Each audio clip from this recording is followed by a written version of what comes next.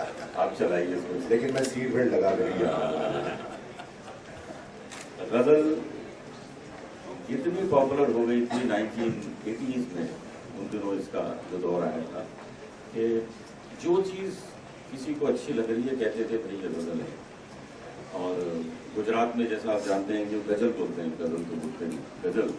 तो एक बार मेरा प्रोग्राम सूरत में हो रहा था, तो प्रोग्राम के बाद एक आदमी मुझे मिला, मुझे कहने लगा अनूप भाई एक आपकी जो गजल है वो सुने बगैर तो मैं सोता ही नहीं।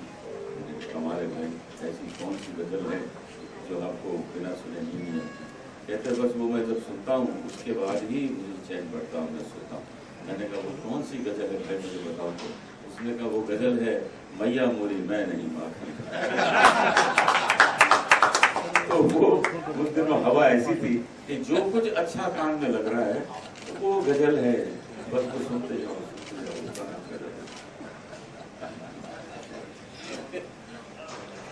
क्वेश्चंस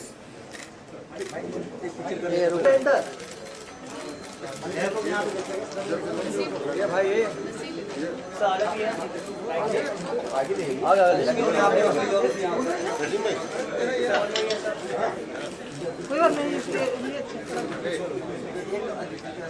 सोलो सर पहले सर सामने एकदम सर यहाँ पे सर राइट में बोलते भी जाए अनुप यहाँ पे Anup sir okay sir thank you आइए पंकज यहाँ पे सर ये पंकज सामने पंकज यहाँ पे सर आपके लेफ्ट में सर स्ट्रेट सर सामने सर यहाँ पे पंकज सर। मुझे बड़ी खुशी हो रही है कि आप लोग भी कितनी तहजीब से पूछ रहे हैं। तो अक्सर फिल्म फंक्शन में जाते हैं तो वहाँ पर मीडिया कैसे बात करता है मैं देखती हूँ, लग रहा है कि बहुत अच्छा माहौल है।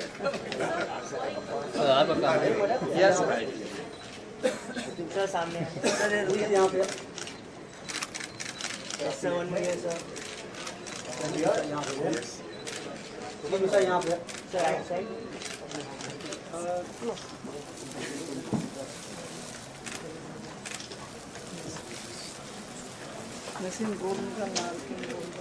आप सबको बहुत बहुत मुबारक। कारवां गजल बहुत कम देखा जाता है ऐसे, जैसे आप तीनों एक साथ एक दूसरे के बारे में अच्छी बातें कर रहे हैं, मोहब्बत की बातें हो रही हैं।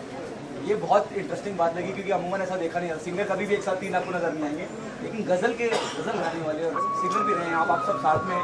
बहुत बहुत मुबारकबाद। क्या खास है इस पूरे कारवां में? क्या आपके संघर्ष की कहानी भी देखने को मिलेगी, सुनने को मिलेगी? हर चीज़ आपको सुनने को मिलेगी जो सुनने के लायक हो, और जो सुनने के लायक हो न लायक हो वो नहीं मिलेगी। जैसे जैसे जैसे कि आप मैं कैमरे पे कैसे बताऊं? तो एक शेर है ना कि सुर्खरू होता है इंसान ठोकरे खाने के बाद, रंग लाती है हिना पत्थर पे पिस जाने के बाद।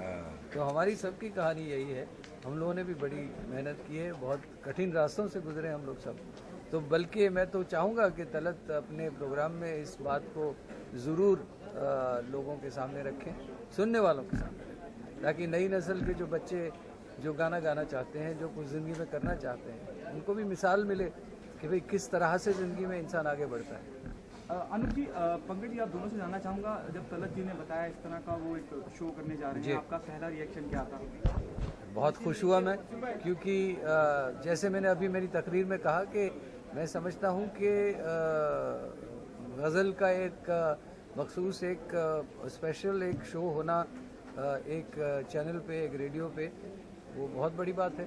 और इसलिए बड़ी बात है कि इस वक्त जो संगीत का माहौल है, जो मौसीकी जिस तरह की हम लोग सुनते हैं, जिस तरह का संगीत, तो ऐसे माहौल में गज़ल जो है वो एक जिसको कहे कि बाद सबा सुबह की ताज़ा हवा की तरह लगेगी बिल्कुल गज़ल। हम लोग गज़ल को कुछ इस ढंग से पेश करते रहे हैं और पेश करते भी रहेंगे, जैसे हम सबसे ज़्यादा अहमियत दिल को देते हैं, क्योंकि दिल के जज्बात जो हैं वही शख्स को कुछ बनाते हैं।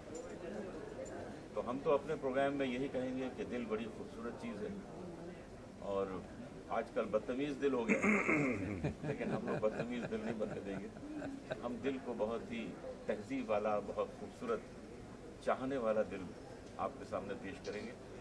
ये जो प्रोग्राम शुरू हुआ है, इसकी मार्फत कोशिश ये है कि कलाकार किस तरह से ग्रूम होता है, किस तरह से धीरे धीरे अपनी मंजिल तक पहुंचता है, ये सारी बातें एक एक आर्टिस्ट को लेके उनको बुलाया जाए, उनके बारे में बात की जाए। और मुझे पूरा यकीन है कि तलत जी बहुत अच्छी तरह इसको पेश करेंगे। माशाल्लाह इनकी आवाज़ इतनी खूबसूरत है, इतनी अच्छी पर्सनालिटी है, तो मैं तो चाहूँगा कि बहुत जल्दी यही प्रोग्राम जो है किसी चैनल में भी शुरू हो, 1-1.5 घंटे का, कि उसमें गज़लों की बातें हुई, उसको भी हमारे तलत जी लीड करें। ये हमारे जो गज़ल फील्ड है के सिंगर्स हैं, उनके ही अमिताभ बच्चन, अमिताभ बच्चन और शुरू से मानते रहे हैं, हमेशा मानते रहे। तलत जी सर, इस शो से यंग जनरेशन अपने आप को कितना कनेक्ट कर पाएगी? मैंने अभी उसका जवाब दिया था मैंने कि एक आप जैसी लड़की जो आपकी उम्र की सवाल मुझसे की थी, टेलीविज़न रिपोर्टर थी, उसने यही कहा था कि आपने जो सवाल किया, तो मैंने कहा गज़ल का नाम भूल जाइए, मैं 2 पंक्तियाँ या 1 शेर भी नहीं कहने वाला, 2 लाइन पढ़ता हूँ और कैसा लगता है बताइए। और आपसे भी ये मुखातिब हूँ, आप शायद वो मिस कर गए, इसलिए मैं आपसे रिपीट कर रहा हूँ कि अगर तलाश करूँ कोई मिल ही जाएगा। आपको ये बात समझ में आ गई ना? अगर तलाश करूँ कोई मिल ही जाएगा, मगर तुम्हारी तरह कौन मुझको चाहेगा। मुस्कुराहट आ गया। तो यही है। देखिए, जैसा अनु भाई ने और पंकज भाई ने बताया कि ये बहुत एक अच्छा प्रोग्राम होगा इंशाल्लाह। एक शेर मुझे याद आया अभी, पंकज भाई, जानिसार अख्तर साहब का है, जावेद साहब के वालिद साहब। उन्होंने कहा था कि हमसे पूछो गज़ल क्या है, गज़ल का फ़न क्या है। हमसे पूछो गज़ल क्या है, गज़ल का फ़न क्या है, चंद लफ्ज़ों में एक आह छुपा दी जाए। तो आह जो है ना, बस इसी का पूरा खेल है।